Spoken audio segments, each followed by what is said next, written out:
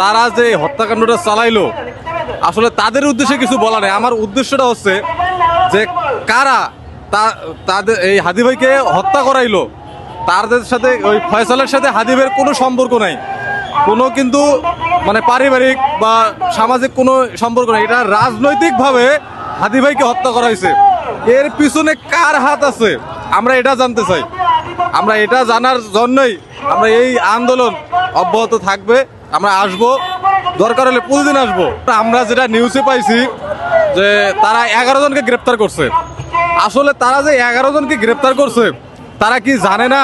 এই 11 জনের মধ্যে কি একজনও জানে না যে তা এই ফয়সাল কি জন্য এই হত্যাটা করলো? ওই ফয়সালের কি সব কিছু জানে না? অবশ্যই জানে তারা, কিন্তু এটা প্রকাশ করতেছে না। এটা এই স্বরাষ্ট্র উপদেষ্টা বলেন, আইন উপদেষ্টা বলেন, ওরা এটা ধামাচাপা দেওয়ার চেষ্টা করতেছে।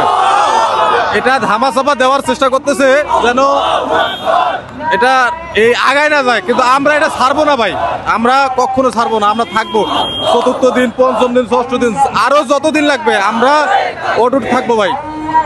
আর এটা ধামাচাপা দিয়ে তারা যে কি মানে পাচ্ছে সেটা আমাদের জানা নাই, কিন্তু এটার বিচার অবশ্যই আমাদের পেতেই হবে।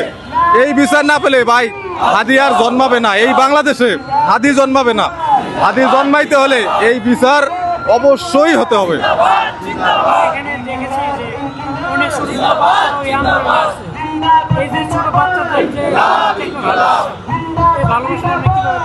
ভাই এখানে শুধু ছোট বাচ্চা না, ছোট বাচ্চা, ছাত্র, দেখেন অনেক গার্জিয়ান, মুরব্বী সবাই এসেছে। কারণ কি জানেন ভাই, হাদি ভাই কখনো বাংলাদেশের মানে এমন একজন লোক, উনি যা বলার যেটা জানাজার নামাজের দিনেই বুঝতে পারছেন আপনারা যে উনি বাংলাদেশের একজন কি ছিল, সেই মাপের একজন লোক ছিল ভাই।